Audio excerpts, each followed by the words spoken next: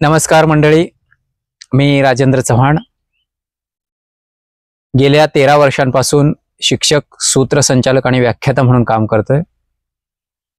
आज आपण विवेकवाणी यूट्यूब चॅनलच्या माध्यमातून एका उत्तम अशा पुस्तकावर संवाद साधणार आहोत, चर्चा करणार आहोत.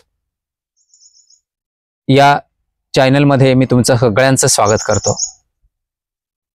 आजचं पुस्तक आहे माणूस असा का वागतो. या पुस्तकाच्या लेखिका आहेत अंजली चिपलकट्टी.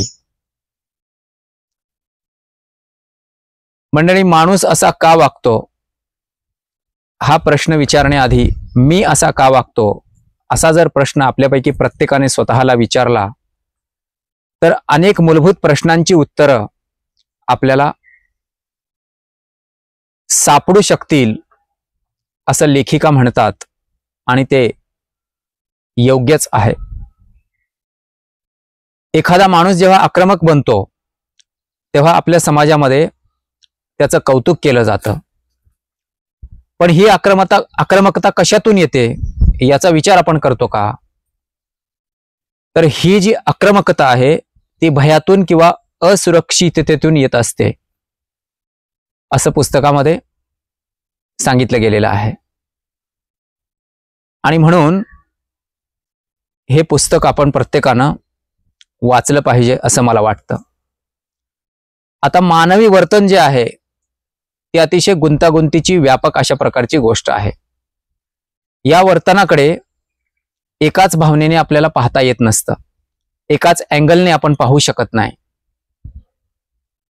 त्यामध्ये जीवशास्त्रीय दृष्टिकोन, समाजशास्त्रीय दृष्टिकोन, मानसशास्त्रीय दृष्टिकोन, मेंदू विज्ञान, उत्क्रांतीशास्त्र अशा अनेक अँगलने आपण जेव्हा मानवी वर्तनाकडे पाहतो तेव्हाच मानवी वर्तनाचा खऱ्या अर्थाने उलगडा होऊ शकतो किंवा त्याचं आकलन होऊ शकतं असं मला वाटतं. त्यानंतर लेखिकेनं या पुस्तकामध्ये वैज्ञानिक दृष्टिकोनाची सुद्धा चर्चा केलेली आहे. कुतूहलातून वैज्ञानिक दृष्टिकोनाची सुरुवात होत असते. लेखिका जिज्ञासू आहे, त्यांना अनेक प्रश्न पडतात आणि त्यांच्या या जिज्ञासेतच या पुस्तकाचं बीज आहे असं आपल्याला म्हणता येईल. या पुस्तकाचा संदेश काय आहे याचा जर विचार केला तर हे पुस्तक आपल्याला खूप मोठा संदेश देतं. हे पुस्तक आपल्याला सांगतं, तुमची स्वतंत्र विचारशक्ती जागरूक ठेवा. तुम्ही डोळसपणे वर्तन करा. तुम्ही कोणाच्याही हातातलं खेळणं किंवा बाहुलं बनू नका. प्रत्येक गोष्ट तर्काच्या कसोटीवर घासून पुसून घ्या असं या पुस्तकामध्ये सांगितलेलं आहे.